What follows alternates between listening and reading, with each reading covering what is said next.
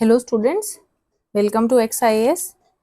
हमने लास्ट टाइम कुछ 50 क्वेश्चंस डिस्कस किए थे यूपीएससी 2021 सीएससी प्रीलिम्स जीएस के, और उसमें हमने काफ़ी पेपर को देखने के इनसाइडर तरीके समझे थे, जिसमें हमने एनालाइज किया था कि हाउ एग्जामिनर्स माइंड को किस तरह से हम पढ़ सकते हैं जब हम क्वेश्चन को रीड कर रहे हैं। वी रियलाइज्ड कि we can not solve all the questions on the basis of knowledge, we require some aptitude levels. उस एप्टीट्यूड को समझने के लिए हमें PYQs करने पड़ते हैं, जिसके लिए ये आपकी सीरीज भी चलाई जा रही है। ठीक है, कुछ चीज़ें मैं समराइज कर देती हूँ जो लास्ट लेक्चर में हमने की थी। एक तो हमने समझा था कि most of the time if a statement is mentioning that this particular thing is written by the constitution or advertised by the constitution, mostly वो चीज़ें गलत होती हैं, because constitution में explicitly क्या क्या लिखा गया है no one can remember, and neither commission wants और होप्स या फिर वो भी उस आपसे इतनी उम्मीद नहीं रखती है कि आप एक एक चीज़ यहाँ पे याद रखेंगे। तो ये एक ट्रिक है जो आपको यूज़ करनी है। दूसरा हमने देखा था most of the time central government की जगह स्टेट गवर्नमेंट और स्टेट गवर्नमेंट की जगह सेंट्रल गवर्नमेंट लिखा हुआ मिला है। तीसरी हमने पॉइंट समझे थे कुछ कीवर्ड्स, जैसे अगर फॉर एग्जांपल नेसेसरीली आ गया तो इसका मतलब अगर उसके बाद तीन ऑप्शंस हैं कि one particular thing will necessarily cause ABC, तो मतलब यहाँ पे एलिमिनेशन होगी ही होगी, यहाँ पे ऑल ऑफ द अबव वाली चीज तो हो ही नहीं सकती। ठीक है, also we understood if 3 statements are there is always a high possibility कि उनमें से at least one will be wrong, so possibility of only 2 increases, isn't it? Next, what we did, we also understood all of the above ऐसे ही नहीं लगा देना हर एक में। अगर तो स्पेक्ट्रम बहुत ही वाइड दे दिया गया है, जैसे कि उसका कीवर्ड होता है इन्फ्लुएंस। इन्फ्लुएंस कौन सी चीज किस चीज को डायरेक्टली इन्फ्लुएंस करी, इनडायरेक्ट इन्फ्लुएंस करी, इस चीज का हम एक सटीक तरीका, this cantt B objective, this is a very subjective thing, it can anything can influence anything in other और अदर वे। ठीक है, तो इन्फ्लुएंस ब्रॉड कर देता है, तब आप ऑल ऑफ द अबव लगा सकते हो, या फिर आपके अगर ऑप्शंस 2 या ज्यादा से ज्यादा 3 है और स्टिल द ऑब्जेक्टिव है जो क्वेश्चन का, इट इज वेरी वाइड। जैसे उसने बोल दिया था, एक क्वेश्चन डिस्कस किया था स्पीशीज वाला, तो species is a very wide thing. we as scientists have not been able to find out all the species in, है ना। तो यहाँ पे हमने ऑल ऑफ द अबव का थोड़ा समझा था, एंड इसी में हमने समझा था कि अगर 2 या 3 से ज्यादा ऑप्शन आ जाते हैं, यानी कि 4 या 5 ऑप्शन आ जाते हैं, then the scope of elimination increases. वहां पे आपको ऑल ऑफ द अबव ऐसे ही देखकर नहीं लगा देना है। ठीक है, ऑल्सो वी अंडरस्टूड कि कुछ टॉपिक्स यूपीएससी के फेवरेट रहते हैं, जैसे हिस्ट्री में कुछ थीम्स रहती हैं, जैसे कि बुद्धिज्म का थीम पे क्वेश्चन बनता ही बनता है हर साल, या फिर पोर्ट्स पे क्वेश्चन आ जाता है ना। तो ये थीम्स हमने एक मनी मल्टीप्लायर का कॉन्सेप्ट किया था, इस पे भी आपको देखने को मिलेगा कि हर साल क्वेश्चन कॉन्सिक्वेंटली भी आया है। तो these were the few things we discussed in our last lecture. Now coming to new questions. How is permaculture farming different from conventional chemical farming? So when I was solving this paper, I had no idea what permaculture is. मुझे कुछ idea नहीं है, पर मैं इतना सोच सकती हूँ विद कॉमन सेंस कि पर्माकल्चर फार्मिंग इसका मतलब कुछ नए तरीके की फार्मिंग होगी, कुछ नई एडवांसमेंट होगी फार्मिंग सिस्टम में। दूसरा ये पूछ रहा है कि कैसे ये डिफरेंट है from conventional chemical farming. Conventional chemical farming क्या होती है? कन्वेंशनल केमिकल फार्मिंग जो अभी फिलहाल हम लोग कर रहे हैं, ठीक है, that is conventional and we are using lot of chemicals also. तो what I am able to find out through these two words is this shows little positive type of farming and this is showing अपने आप में ही एक negative type of farming, conventional chemical farming. ठीक है, तो पढ़ते हैं। Permaculture farming discourages monocultural practices, but in conventional chemical farming, monocultural practices are predominant.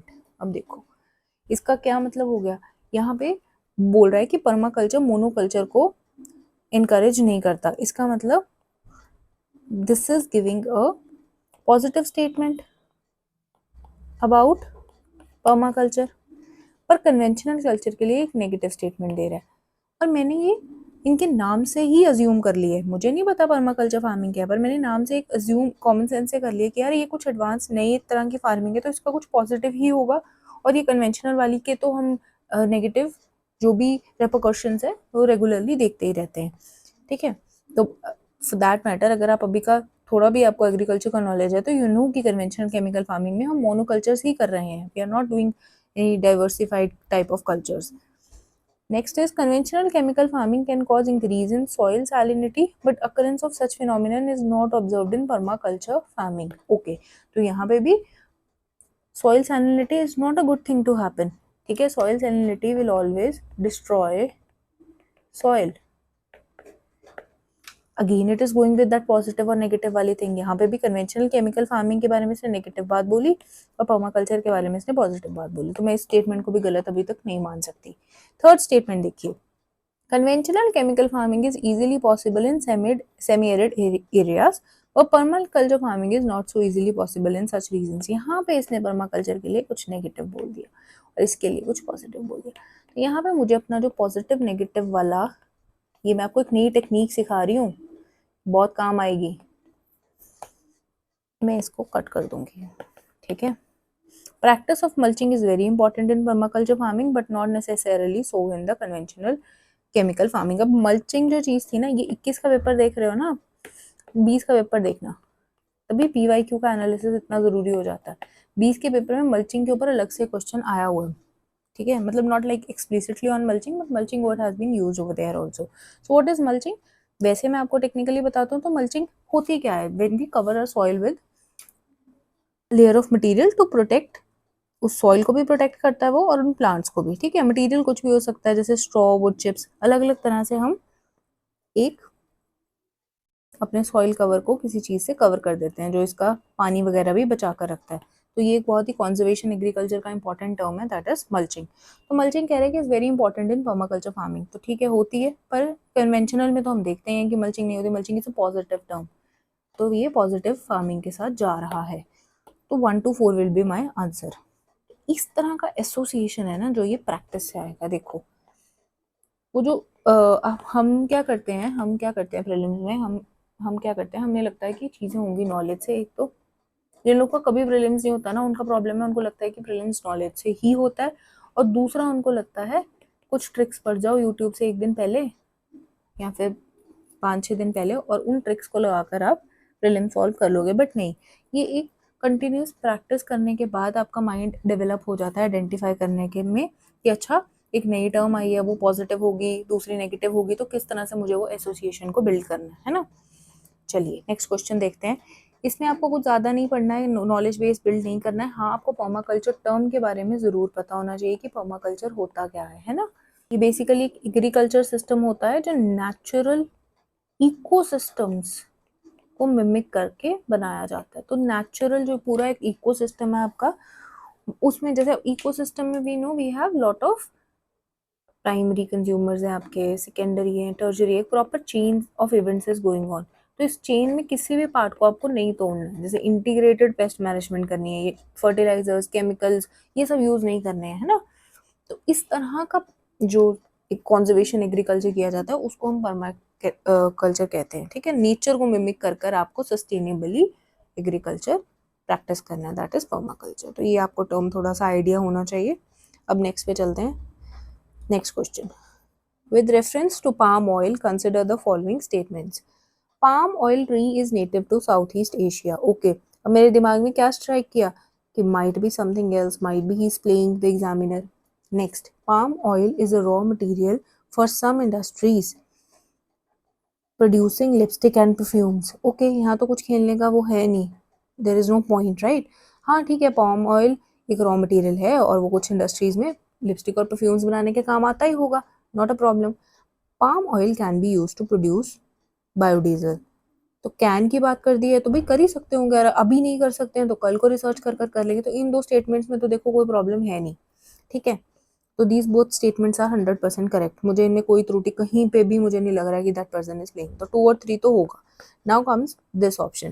पहले ही वैसे तो यहाँ पे एक सिंपल ट्रिक आप लगा लो कि भाई 3 स्टेटमेंट्स है, मैं पहले बता चुकी हूँ, possibility of 1 going wrong is always there, तो आई पुट 1 रॉन्ग अगर मुझे नहीं भी आता। सेकेंड, साउथ ईस्ट एशिया, मुझे वैसे ही लग रहा है कि देयर इज अ स्कोप यहाँ पे प्ले किया जा सकता है, ठीक है। तो इन दोनों में मुझे लग नहीं रहा कि कोई प्ले का ऑप्शन है, तो I will go with 2 and 3। हालांकि उस साल क्या हुआ था, बिकॉज हमें पता है कि पाम ऑयल हम mostly south east Asian countries से ही इम्पोर्ट करते हैं, इंडोनेशिया, मलेशिया, है ना। और पाम ऑयल काफ़ी ज़्यादा न्यूज़ में था और सब लोग क्या पढ़ते थे कि हम इंडोनेशिया से मंगा रहे हैं, मलेशिया, तो सबको लगा कि भाई साउथ ईस्ट एशिया का ही नेटिव है। People made this mistake and corrected it, but ऐसा नहीं करना है आपको।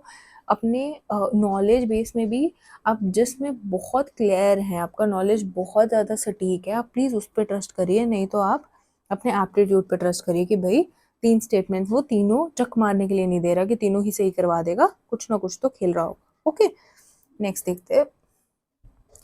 With reference to the Indus river system, which of the following 4 rivers, 3 of them pour into one of which joins the Indus directly?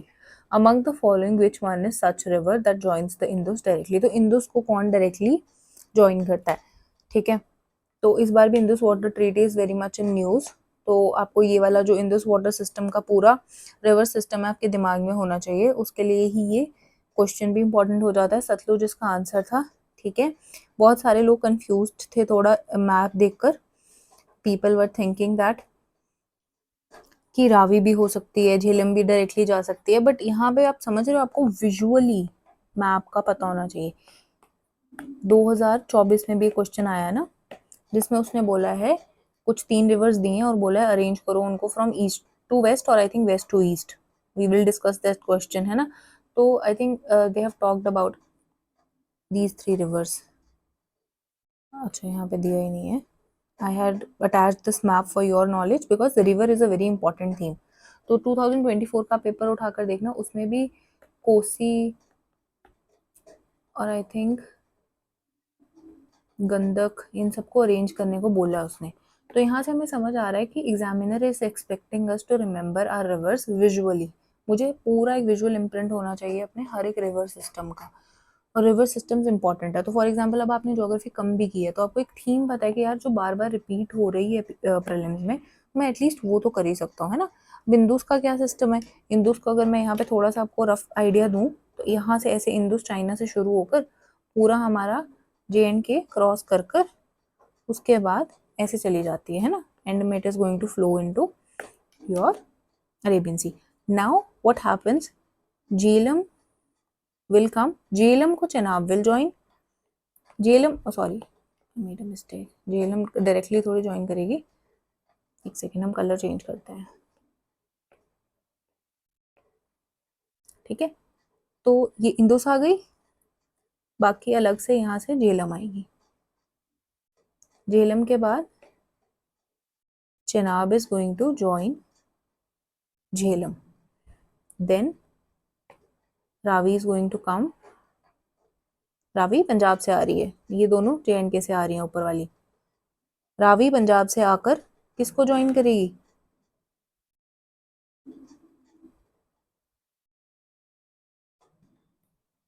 Chenab को join कर कर पूरा ये तीनों इकट्ठे हो जाएंगे यहाँ पे, ठीक है। And then they are together going to flow in final river that is Sutlej. ये भी चाइना से आ रही है, इस तरह से ये इंदुस से मिलेगी और ये तीनों यहाँ पे इसमें फ्लो कर जाएंगे, समझ रहे हो। तो ये आपको थोड़ा आइडिया होना चाहिए कि कौन सी पंजाब से आ रही है, एक तो रावी आ रही है और एक सतलुज आ रही है। ब्यास पीछे ही है, वो पीछे ही रावी को, सॉरी वो पीछे से ही सतलुज को मिल जाएगी, ऐसे ब्यास है। Beas is not entering Pakistan, so this is Beas, this is Satluj, Satluj is going to enter,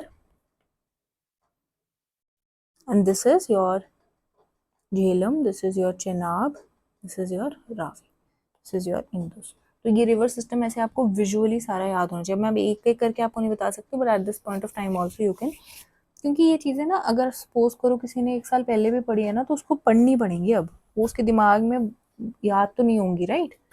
चलिए नेक्स्ट देखते हैं। With reference to India, Didwana, Kuchaman, Sargol, Khatu, these are the names of. So point is कि उस टाइम मुझे थोड़ा सा ये टर्म तो याद थी दिदवाना, बट इन सब के बारे में तो भाई कुछ नहीं पता था कि ये क्या डाल दिया UPSC ने। कोई देख के डरना नहीं है, दिमाग लगाना है वहाँ पे। यहाँ पे यूज़ की थी मैंने एलिमिनेशन टेक्निक, अब देखते हैं एलिमिनेशन टेक्निक कैसे यूज होती है। उसने तो 4 ऑप्शंस दे दिए, मतलब इनमें से कोई एक तो होगा।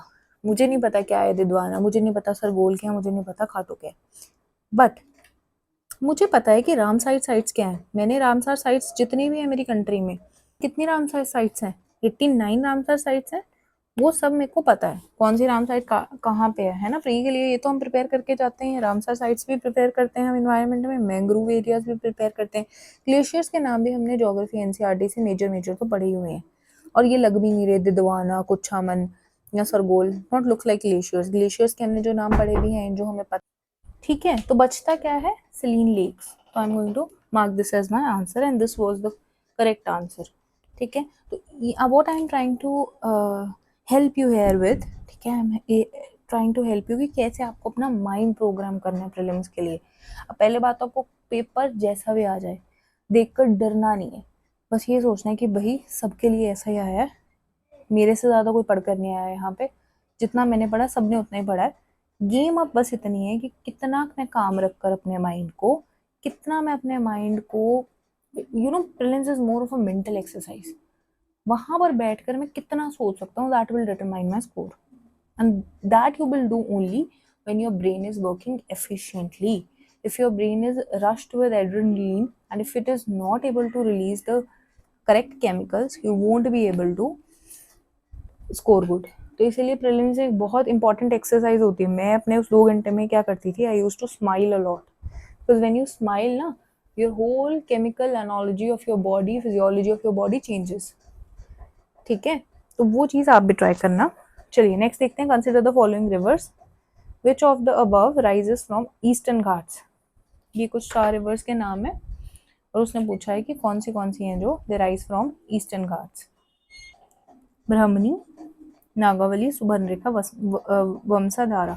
अब इसमें हमने ज़्यादा तो नहीं पढ़ी होती, बट एटलीस्ट सुबर्ण रेखा तो हमने पढ़ी होती है ना। तो ये तो हमें पता है सुबर्ण रेखा के बारे में कि यार ये तो ईस्टर्न घाट से राइज नहीं करती है ना।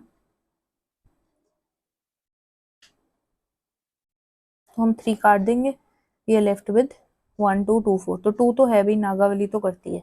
Now we are left with 1 and 4। Brahmani भी यार हम पढ़ते ही है ना, ब्राह्मणी ऑल्सो वी नो।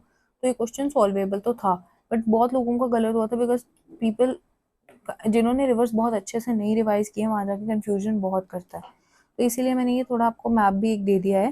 भाई रिवर्स एक इंपॉर्टेंट थीम है, एटलीस्ट आपको मेजर मेजर रिवर्स पता होनी चाहिए। देखिए ब्राह्मणी पे क्वेश्चन, अगर ब्राह्मणी और नागावली पता होती, सुबर्ण रेखा तो सबको पता ही होती है, Subarnarekha is very famous, Sabarmati is very famous, Mahi, Narmada, Tapi, Godavari, Penganga, these are very famous rivers है ना।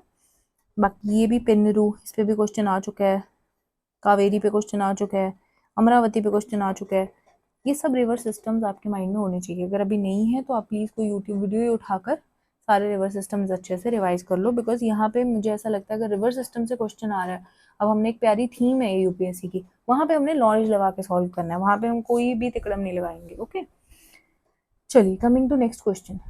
The Global Ocean Commission grants licenses for seabed exploration and mining in the international waters.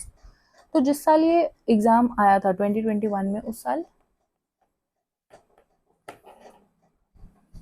उनक्लोज बहुत ज़्यादा न्यूज़ में था। ठीक है, एंड वही लाइसेंस ग्रांट करता था सीबेड एक्सप्लोरेशन के लिए और माइनिंग के लिए। तो उस साल जिन बच्चों ने करंट अफेयर्स पढ़े थे उन्हें तो ये नॉलेज भी था, बट फॉर एग्जाम्पल मुझे नॉलेज नहीं भी है। ठीक है, तो पहले मैं क्या देखूंगी, अच्छा ग्लोबल ओशन कमीशन कह रहा है, तो मे भी कोई और कमीशन हो, यहाँ पे ये प्ले कर सकता है कि नहीं कर सकता। Next, India has received licenses for seabed mineral exploration in international waters. तो क्या कभी नहीं मिले होंगे इंडिया को लाइसेंसेस, मिले ही होंगे ना। अगर मैं इस स्टेटमेंट को दूसरे तरीके से सोचूं कि India has not received licenses for sea bed mineral exploration in international waters, this looks so negative and that won't be the correct statement. तो इसका मतलब I will go with the positive thing कि यार इतने time से क्या India को कोई भी लाइसेंस नहीं मिला होगा, that is not making sense. This must be a correct statement. Next is rare earth minerals are present on sea floor in international waters. तो यहीं पे होंगे ना इंटरनेशनल रेयर अर्थ मिनरल्स, और कहाँ पे होंगे, सी फ्लोर पे होंगे, तैर तो रहे नहीं होंगे। सो this is pure common sense है ना। तो 2 और 3 तो भाई सही है, इसमें कोई वो ही नहीं है, प्रॉब्लम ही नहीं है। देन 3 स्टेटमेंट्स में से कुछ एक में तो गड़बड़ करेगा या तीनों ही सही दे देगा। तो I will go with 2 and 3. I will not even think कि मुझे ये क्वेश्चंस का पता है, नॉलेज है, नहीं है. समझ रहे हो कैसे सॉल्व किया जाता है. Then which one of the least water efficient crops, मतलब कौन सबसे ज़्यादा पानी पीता है.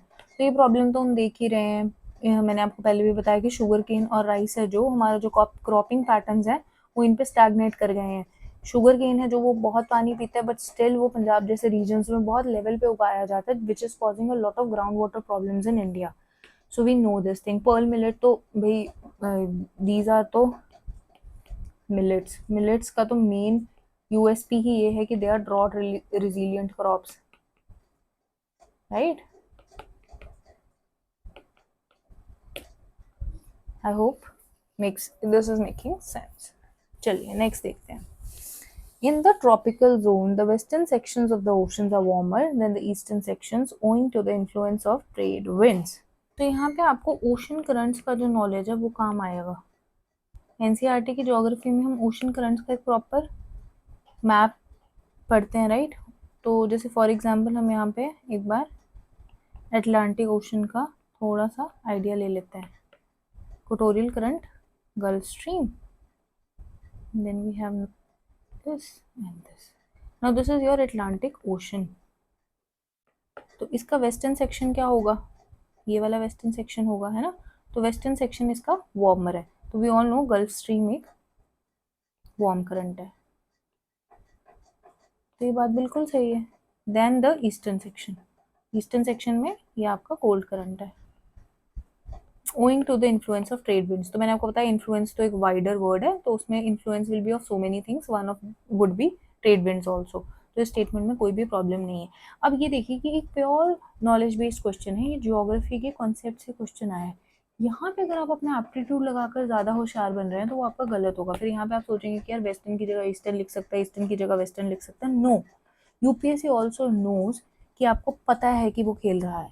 तो UPSC wants you to at least attempt those questions with knowledge जितना आपको पता होना चाहिए, जो आपसे लीस्ट एक्सपेक्टेड है. तो ज्योग्राफी की एनसीईआरटी अगर आपने नहीं पढ़ी है तो then it is your fault, it is not UPSC's fault. ठीक है. प्री ना बहुत ईजी होता है, let me be very clear. But pre करना नहीं आता, कोई सिखाता नहीं है, ये प्रॉब्लम है.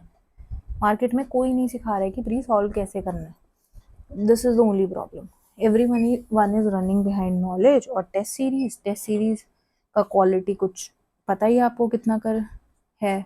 कुछ भी पूछ रहे हैं टेस्ट सीरीज में, तो rather I have seen myself also test series में we are not able to score and then we are under some sort of depression कि भाई अगर यहाँ पे इतने मार्क्स आ रहे हैं, we try to imitate that with our final exam.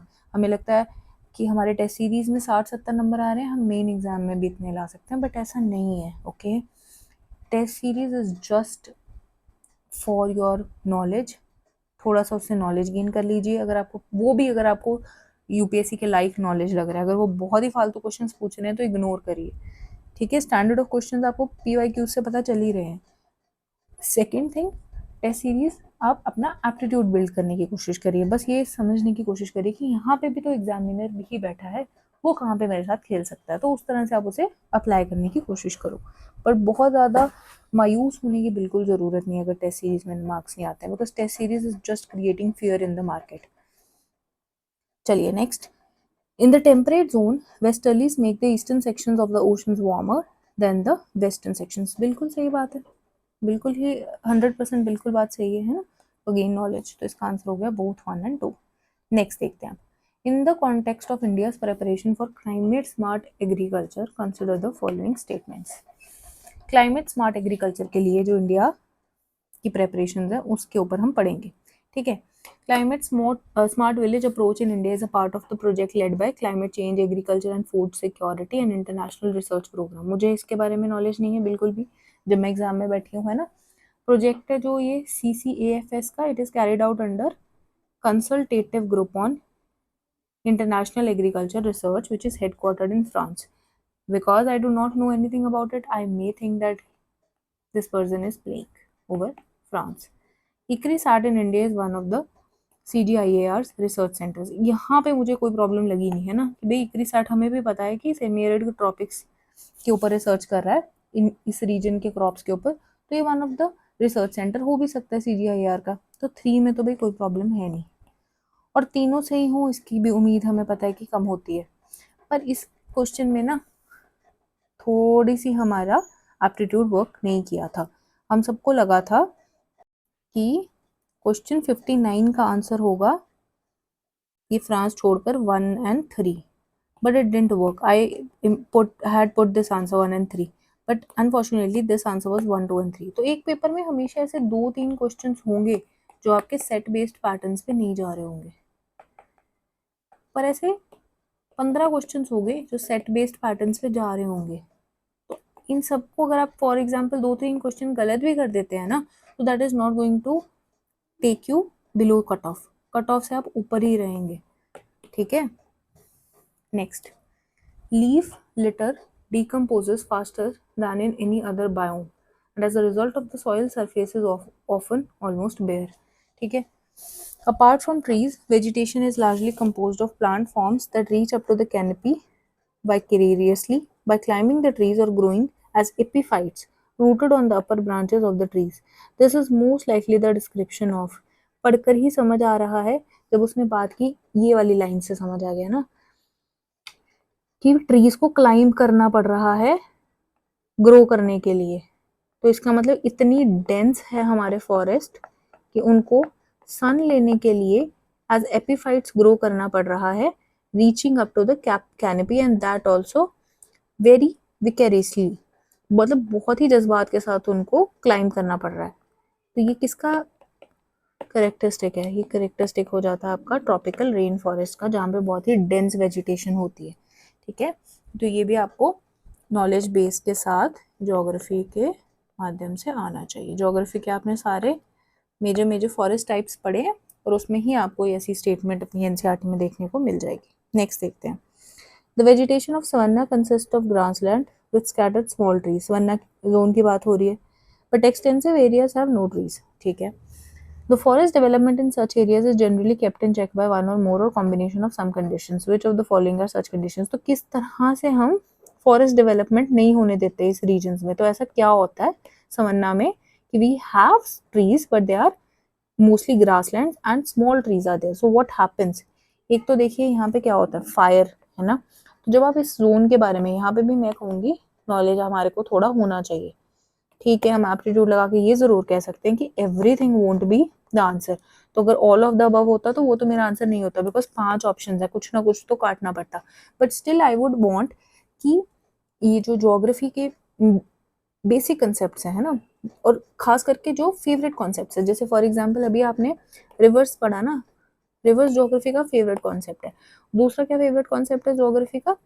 ये जोन्स, जैसे इक्वेटोरियल जोन हो गया, ट्रॉपिकल जोन्स हो गए, अलग अलग तरह के फॉरेस्ट हो गए, ठीक है, सवन्ना का जोन हो गया। तो इनकी करेक्टरिस्टिक्स इस पे आपको हर एक साल में ही या फिर एक साल छोड़कर आपको कोई ना कोई क्वेश्चन देखने को मिल ही जाएगा, ठीक है। और ऐसे अच्छा चलिए, अगर फॉर एग्जाम्पल आपको नॉलेज नहीं भी है तो आप थोड़ा कॉमन सेंस लगाकर सोच सकते हो कि भाई मुझे इन चेक रखना है, तो मतलब there must be something which is going to drop my trees. I have to keep this area as a grassland because it is a savanna area. So what is going to happen? That my trees will fall or they will not flourish such as in equatorial forest. तो ऐसा क्या होगा? ठीक है, fire से एक तो आपका ट्रीज बर्न हो जाएंगे, तो they will not grow up to the mark. और क्या हो सकता है? सॉइल प्रॉपर्टीज उस पर कुछ इम्पैक्ट डाल पाएंगी? सॉइल प्रॉपर्टीज उस पर कुछ इम्पैक्ट नहीं डाल पाएंगी, ऑब्वियस सी बात है ना, क्योंकि सॉइल हम तो चेक रखने की कोशिश कर रहे हैं, तो एकदम से सॉइल तो चेंज नहीं हो पाएगी ना। तो आप 5 तो बिल्कुल ही काट दीजिए, भाई सॉइल प्रॉपर्टीज तो नहीं हो सकता, ठीक है। सीजनल रेनफॉल, ठीक है, दिस कुड बी देयर, है ना। सीजनल रेनफॉल का क्या मुद्दा होता है कि अगर रेन होगी ही नहीं तो ट्रीज मर जाएंगे, तो they will be kept in check. तो I will go with 2 and even 4. Next is your grazing herbivores. Herbivores trees को खा खाकर खत्म कर रहे हैं, तो this is also one of the reasons जिससे trees can be kept in check and the area will remain as a grassland, है ना।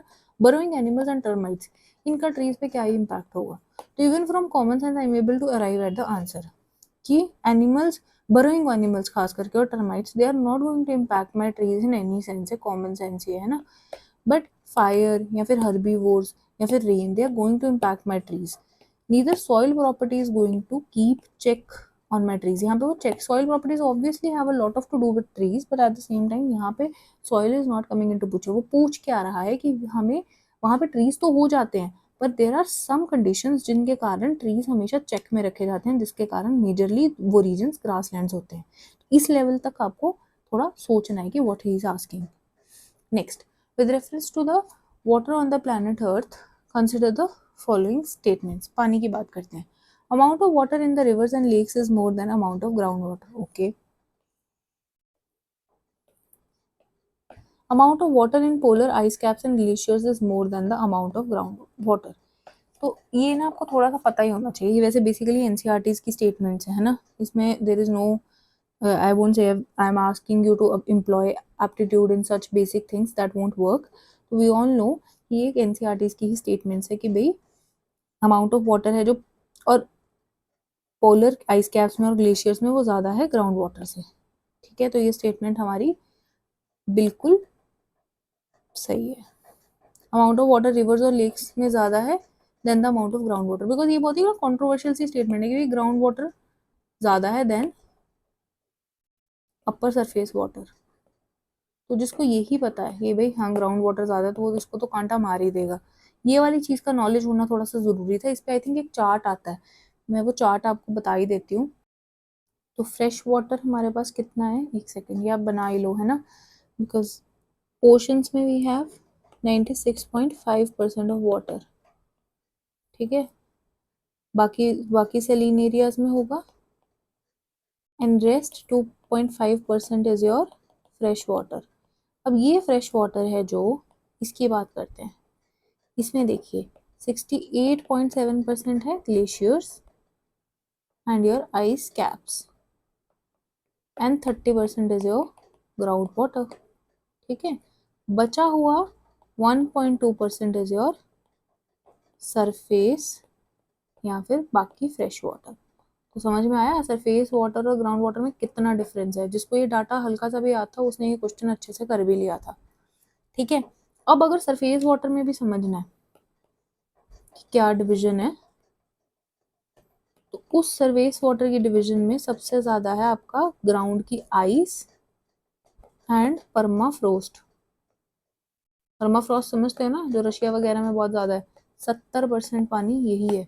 बाकी लेक्स में है 20%। ठीक है, और रिवर्स में है सिर्फ 0.49%। रादर एटमॉस्फेयर में इसमें ज़्यादा है, एटमॉस्फेयर में 3% है। तो अब अगर ऐसा कोई क्वेश्चन आया तो वो गलत नहीं होना चाहिए। ठीक है, तो अब ये वाला क्वेश्चन इस नॉलेज से, तो ये नॉलेज बेस आपका अब डेवलप हो गया। तो इस थीम पे अगर क्वेश्चन आएगा you will be able to solve. Next आते हैं अब, चलिए ये क्वेश्चन करते हैं 63rd। इसका भी यार मुझे तो बिल्कुल कोई नॉलेज नहीं था जब मैं ये पेपर देने गई थी, बट मैंने पूरा इसको एप्टीट्यूड से सॉल्व कर लिया था। Moringa is a leguminous evergreen tree. दो बातें बोल रहा है यार, एक तो लेग्यूमिनियस भी बोल रहा है, एवरग्रीन भी बोल रहा है। दोनों में से कुछ भी गलत हो सकती है, because I don't know what moringa is. Next is tamarind tree is endemic to South Asia, maybe। In India, most of the tamarind is collected as a minor forest produce। यहाँ पे मुझे कोई गड़बड़ लग नहीं रही है भाई। हाँ ठीक है, what is the problem, India में tamarind most of the times minor forest produce की तरह कलेक्ट हो ही रही है, तो देर इज नो प्रॉब्लम। तो थर्ड को तो मैं यस कह दूंगी। ऐसा कोई ऑप्शन है जिसमें थर्ड नहीं है? चलिए नेक्स्ट आ जाते हैं। नेक्स्ट क्या बोल रहा है, India exports tamarind and seeds of moringa. तो करता ही होगा भाई, क्यों नहीं एक्सपोर्ट करेगा, बिल्कुल सही है। Nothing negative over here, nothing scope of play. Seeds of moringa and tamarind can be used in the production of biofuels। यहाँ पे भी कोई इशू नहीं लग रहा भाई, कैन बी कर ही सकते हैं use for biofuels. Why can't we use moringa and tamarind seeds के अंदर तो वैसे ऑयल कंटेंट बहुत ज़्यादा होता है, तो ऑयल कंटेंट या starch content is required for biofuels, no issues. अगर इतना नॉलेज नहीं भी है तो भी अगर कैन भी बोल दिया तो भी कर सकते हैं ना, कैन भी कीवर्ड ही हो गया हमारा। तो 3 4 5 में तो कोई प्रॉब्लम लग नहीं रही है। 3 4 5 दिख भी रहा है, ऐसा कहीं पे 3 4 5 और दिख भी नहीं रहा है। क्वेश्चन सॉल्व हो गया आपका। ठीक है, नेक्स्ट देखते हैं, black cotton soil of India has form due to the weathering of. अब ये प्योर नॉलेज बेस्ड क्वेश्चन है, अगर आपको आता है तो अटेम्प्ट करिए वरना ना करिए। बट हाँ आई विल सजेस्ट कि एटलीस्ट इतना बेसिक नॉलेज आपको पता होना चाहिए कि भाई ये तो कट ही जाएगा, ये भी कट जाएगा, शेल और लाइमस्टोन भी कट ही जाएगा। तो आप एलिमिनेशन से भी यहाँ पे आ सकते थे, किसी का भी क्वेश्चन उस साल गलत भी नहीं हुआ था, बस ये एलिमिनेशन से भी आ रहा था। चलिए अब नेक्स्ट देखते हैं, recombinant vector vaccine. We all know 2021 में corona was so much in news, तो रिकॉम्बिनेंट वेक्टर वैक्सीन पे क्वेश्चन आया था, ठीक है। Genetic engineering is applied in the development of these vaccine. मुझे नहीं अगर कोई भी नॉलेज, तो ऑब्वियसली मुझे पता है कि मैं वेक्टर वैक्सीन अगर बना रही हूँ, रिकॉम्बिनेंट एक टर्म यूज कर रही हूँ, तो जेनेटिक इंजीनियरिंग ही एम्प्लॉय करूंगी ना, सिविल इंजीनियरिंग थोड़ी एम्प्लॉय करूंगी, कुछ जीन्स के साथ ही खेलूंगी। So there is nothing wrong in this. And then it says that bacteria and viruses are used as vectors. So what else am I going to use as vectors? Obviously bacteria और virus को vectors बनाएंगे हम, humans को थोड़ी vectors बनाएंगे vaccines में। तो अगर कुछ भी नॉलेज नहीं है तो कॉमन सेंस से भी आप समझ सकते हो कि भाई यहाँ पे जेनेटिक इंजीनियरिंग ही लगेगी वैक्सीन को डेवलप करने में। और वेक्टर्स में और क्या वेक्टर्स होंगे आपके, लार्जर बीइंग्स थोड़ी वेक्टर्स बनेंगे, कुछ ये invisible small micro organisms will always be used as vectors. तो I will put go for both 1 and 2। चलिए हेरिडिटरी डिजीजेस का मतलब समझते हैं, अब इसमें क्या बोल रहा है। अब ये वाली थी ना 2 साल रिपीट हुई थी भाई, एक तो 21 में तो आया ही था इससे क्वेश्चन, आई थिंक 2022 में भी आया था। तो ये एक बहुत ही फेमस थीम है जो यूपीएससी की वन ऑफ द फेवरेट बन गई थी साइंस एंड टेक्नोलॉजी में। 2 साल इससे रेगुलरली आया, अब आगे भी आ ही सकता है, बाकी आप देख लेंगे इसके बारे में। Mitochondrial diseases from parent to child can be prevented by mitochondrial replacement therapy इधर बिफोर और after in vitro fertilization of the egg. चलिए अब यहाँ पे ना लोगों ने जिन्होंने एप्टीट्यूड लगाया उसने बोला कि यार सीधा ऐसे लिख देता, ये एक्स्ट्रा क्यों लिख रहा था बिफोर और आफ्टर, क्या पता बिफोर ही करनी पड़ती हो आईवीएफ से, पहले ही करनी पड़ती हो, या फिर आफ्टर ही करनी पड़ती हो आईवीएफ से। तो people got confused basically and they mark the statement wrong, but the statement is 100% right. तो this was a question which has to be done with knowledge and not your aptitude, ठीक है। But चलिए जिन्होंने aptitude से किया भी उनको एक नेगेटिव मिल भी गया तो not a big problem, because aptitude में हमेशा मैंने आपको बोला है कि नेट आपका पॉजिटिव ही आता है, ठीक है।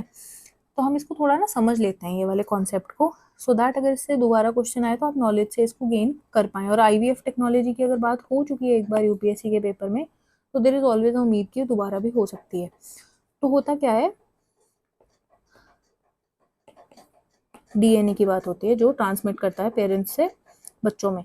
अब स्पर्म जो होता है उसके अंदर तो डीएनए होता ही है, एक ही डीएनए होता है, पर ओवम जो होता है उसके न्यूक्लियस में तो डीएनए होता है ना, स्पर्म के तो सिर्फ न्यूक्लियस में डीएनए होता है, तो ओवम के न्यूक्लियस में डीएनए होता है एज वेल एज उसके माइटोकॉन्ड्रिया में भी डीएनए होता है।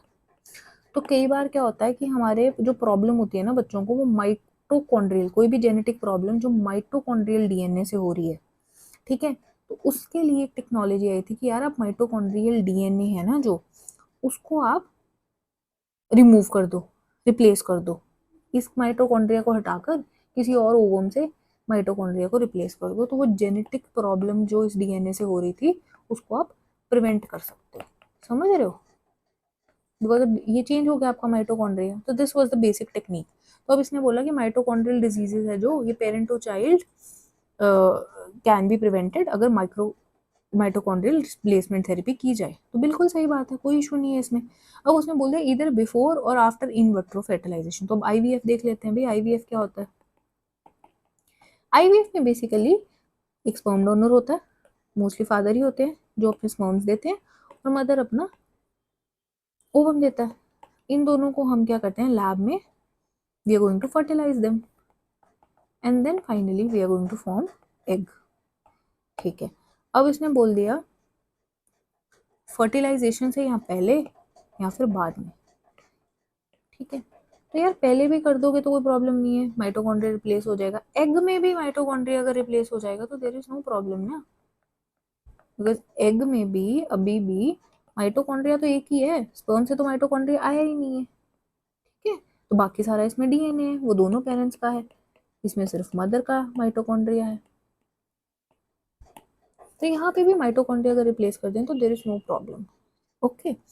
सो this statement is purely correct. A child inherits mitochondrial diseases entirely from mother and not from father। इतनी सारी जो मैंने आपको एक्सप्लेनेशन दी है उसमें आप ये तो समझ ही गए हो कि भाई ये स्टेटमेंट तो बिल्कुल बिल्कुल सही है कि माइटोकॉन्ड्रियल डिजीज तो हमारा मदर से ही इनहेरिट किया जाता है, ठीक है। सो दिस वाज 66 का आंसर है सी। आगे देखते हैं, Bollgard 1 and Bollgard 2 technologies are mentioned in the context of. अब this is basically with respect to genetically modified crop plants. ये टर्म्स बहुत ज़्यादा न्यूज़ में थी, हिंदू में भी ये टर्म बहुत ज़्यादा मतलब न्यूज़ में आती रहती थी। तो ऐसे क्वेश्चंस में देखिए, अगर आपको पता है कि हाँ जीएमओस के लिए ये टर्म्स यूज़ की जाती हैं तो very good, because otherwise also मुझे यहाँ पे एलिमिनेशन का भी कोई स्कोप दिख नहीं रहा था।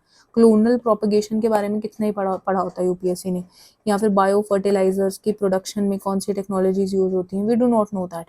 तो एलिमिनेशन से तो ये क्वेश्चन बिल्कुल नहीं हो रहा था, ये क्वेश्चन नॉलेज से ही हो रहा था। या फिर अगर आपने बहुत हाई लेवल एप्टीट्यूड सोचना है तो आप ये देख सकते हो कि भाई जेनेटिकली मॉडिफिकेशन या जेनेटिक इंजीनियरिंग यूपीएससी का फेवरेट टॉपिक है, तो क्या पता उसी से इसने पूछा हो। तो मैं इसलिए पीवाईक्यू का प्रॉपर जब 10 साल के पढ़ लूंगा तो मुझे समझ आएगा ना कि जेनेटिक इंजीनियरिंग या जेनेटिक मॉडिफिकेशन यूपीएससी का अच्छा टॉपिक है, फेवरेट टॉपिक है, तो वहां से क्वेश्चन वो पूछ सकता है। Then I will put B. Okay, next देखते हैं।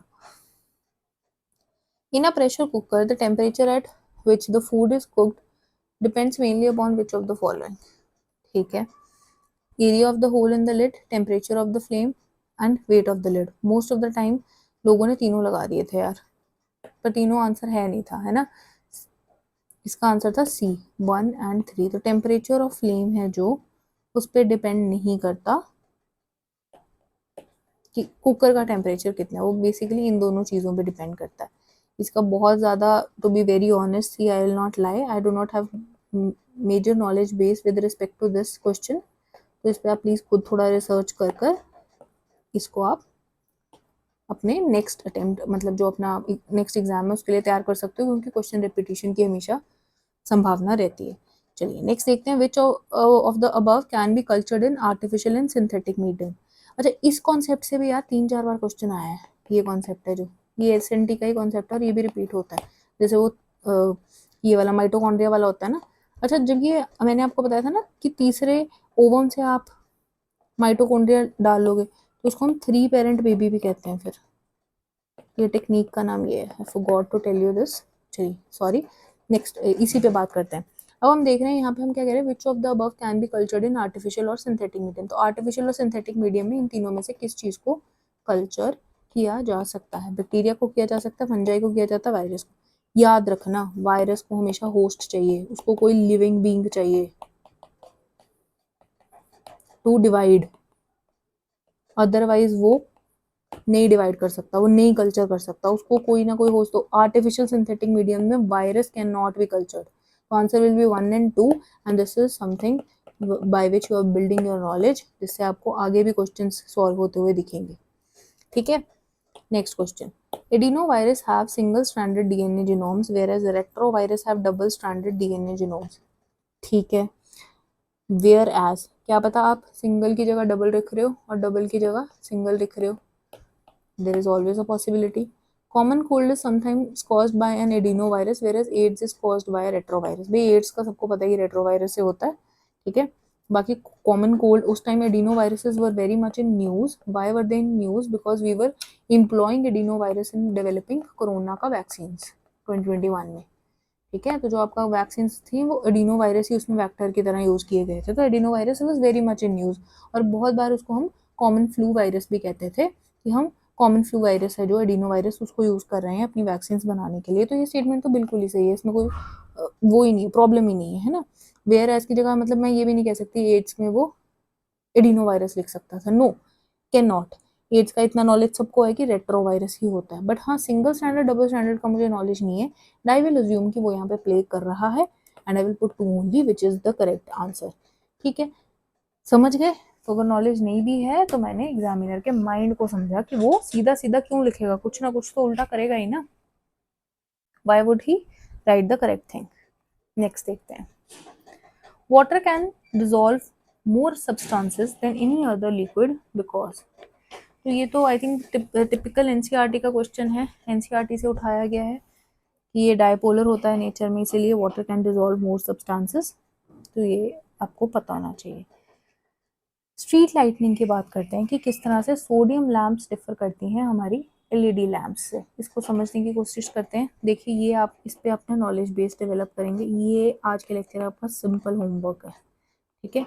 एलईडी लैम्प्स और सोडियम लैम्प्स पे थोड़ा मैं आपको इसके बारे में बता देती हूँ। सोडियम वेपर लाइट्स ना पहले यूज होती थी, वो जो येलो कलर की सोडियम वेपर लाइट्स नहीं होती थी, इनकी एक कैरेक्टरिस्टिक क्या होती है, दे आर ओमनी डायरेक्शनल, मतलब ये एक डायरेक्शन पे फोकस नहीं करते, ये 360 डिग्रीज पे लाइट को छोड़ती हैं, ठीक है। और ये कॉज है बहुत बड़ी इनएफिशिएंसी का, ठीक है, क्योंकि डिजायर्ड एरिया की इल्यूमिनेशन हो नहीं पाती, बाकी सारी लाइट है जो वो वेस्ट हो जाती है because it is spread through out 360 degree. जबकि एलईडीज की जो लाइट्स होती हैं ये बहुत एनर्जी एफिशिएंट होती हैं,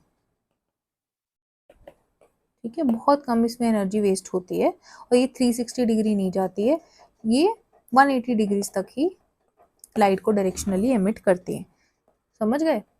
तो अब देखिए sodium lamps produce light in 360 degrees but it is not so in the case of LED lamps, बिल्कुल सही बात है, हमने अभी पढ़ा है। As street light sodium lamps have longer life span than LED lamps. Okay, some कई बार ऐसा होता है कि sodium lamps are directly inferior to LEDs, है ना। हमने अभी पढ़ा कि LED lamps are very efficient, तो ऑब्वियस ही बात है कि उनका लाइफ स्पैन भी बड़ा होगा। I am not going to go with this statement much. Also इसमें एक और मैं आपको थोड़ा सा आइडिया दे दूं, अगर आपको थोड़ा सा भी पता है कि यार सोडियम लैम्प्स एक पुरानी टेक्नोलॉजी है और एक न्यू टेक्नोलॉजी है, तो मैं वही पॉजिटिव नेगेटिव वाला कॉन्सेप्ट अप्लाई करूंगी कि भाई सोडियम लैम्प्स के लिए आप पॉजिटिव वर्ड यूज कर रहे हो, एलईडी लैम्प्स के लिए आप नेगेटिव, कि भाई उनका लाइफ स्पैन कम है, तो I will put this as a negative, मतलब मैं इसको गलत मानूंगी सेकंड स्टेटमेंट को। Then I am left with 1 and 3 only and 3 only. Spectrum of visible light from sodium lamps is almost monochromatic, while LED lamps offer significant color advantages in the street lighting. तो यहाँ पे भी positive बात कर रहे हैं हम LED lamps के लिए और इसके लिए हम नेगेटिव बात कर रहे हैं, तो वही पॉजिटिव नेगेटिव वाला कॉन्सेप्ट लगाकर मैं 1 and 3 को अपना आंसर बता ही दूंगी। समझ गए ना, एलईडी एक नई टेक्नोलॉजी है तो उसके साथ मुझे हमेशा पॉजिटिव स्टेटमेंट्स चाहिए, चाहे मुझे कोई नॉलेज है या नहीं है। ये चीज़ हम ऑलरेडी क्वेश्चन पे पहले भी अप्लाई कर चुके हैं। ACE2 is talked about in the context of, तो ये ना उस टाइम तो बहुत ज़्यादा न्यूज़ में था because of corona. ACE2 protein was very much in news. अब इसका इतना ज़्यादा ज़रूरत है नहीं आपको पता होने का, नॉलेज बेसिस में मत डेवलप करिए, है ना, बिकॉज उस टाइम के करंट अफेयर्स से मोटिवेटेड था ये। Triclosan, considered harmful when exposed to high levels for a long time, is most likely present in which of the following? Answer इसका टॉयलेटरीज था, ठीक है। अब प्रॉब्लम क्या है कि हम ना most of the time hand washes use करते हैं, अपने वो बड़े बड़े जो पैकेट्स नहीं आते हैं आजकल हैंड वॉशेस के, जिसमें हम बहुत सारा हैंड वॉश ले आते हैं और उसको हम बाद में फिल करते हैं अपने घर में अलग अलग बॉटल्स में, तो आप उसके नीचे देखना सीधा सीधा बहुत बड़ा लिखा होता है ट्राइक्लोसान। मैंने भी वैसे ये क्वेश्चन स्किप किया था उस साल, but now whenever I see those packets and I see that written triclosan, it always remembers me of this question, है ना। तो ये आपको नहीं आता भी होगा उस टाइम पे, इट्स नॉट अ प्रॉब्लम, है ना। नेक्स्ट देखते हैं, ये आई थिंक हमने मिस कर दिया ना, बिस्फेनॉल ए वाला। A cause of concern is a structural key component in the manufacturing of which kind of plastics? तो यहाँ से ना अब आपको एक थीम मिल गई यार, आपको हर तरह की प्लास्टिक के बारे में पता होना चाहिए। मेरे हिसाब से प्लास्टिक एक अच्छी थीम है यूपीएससी के लिए क्वेश्चन पूछने के लिए। तो इवन जैसे ये पेट है, ये पीवीसी है, ये पीसी है, लो डेंसिटी पॉलीथाइलिन है, ये अलग अलग तरह के हमारे प्लास्टिक्स हैं, right.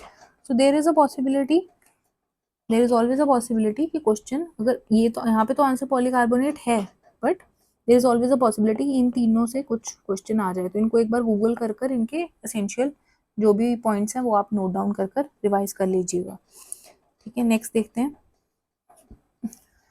Which one of the following is the reason कि astronomical distances are measured in light years, ठीक है। तो ये भी आई थिंक एक बहुत ही बेसिक क्वेश्चन है जो हम एनसीईआरटीज में ही पढ़ते हैं कि एस्ट्रोनॉमिकल डिस्टेंसेज हम लाइट ईयर्स में क्यों मेजर करते हैं।